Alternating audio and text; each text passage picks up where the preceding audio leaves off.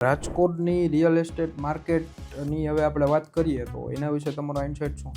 બહુ જ growing market છે, ફૂલ ઓફ સ્કોપ છે. સ્પેસ લોકો યુટિલાઇઝ રાજકોટમાં કરે જ છે. કોઈ પણ બિઝનેસ કરવો હોય, કાંઈ પણ તમારે કરવું હોય, યુ નીડ સ્પેસ.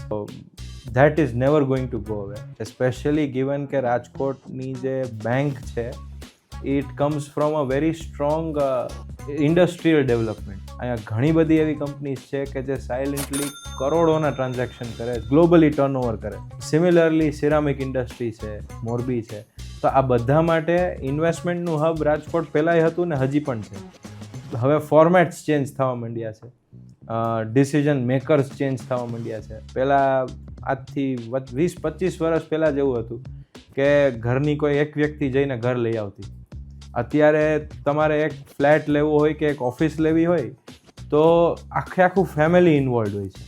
તો આ સિનેરિયોમાં ચેલેન્જીસ એ આવે છે એન્ડ યુઝર સેન્ટ્રિક બિલ્ડિંગ્સ છે કે નહીં. અને રાજકોટમાં luckily most builders are working in that space also. બહુ જ સારી ડિમાન્ડ છે અત્યારે અને ઇટ વિલ કીપ ગ્રોઈંગ. રાજકોટની રિયલ એસ્ટેટને તો કોઈ ફૂલ સ્ટોપ જ નથી. એકાદો કોમા ક્યારેક લાગશે બટ ફૂલ સ્ટોપ નહીં.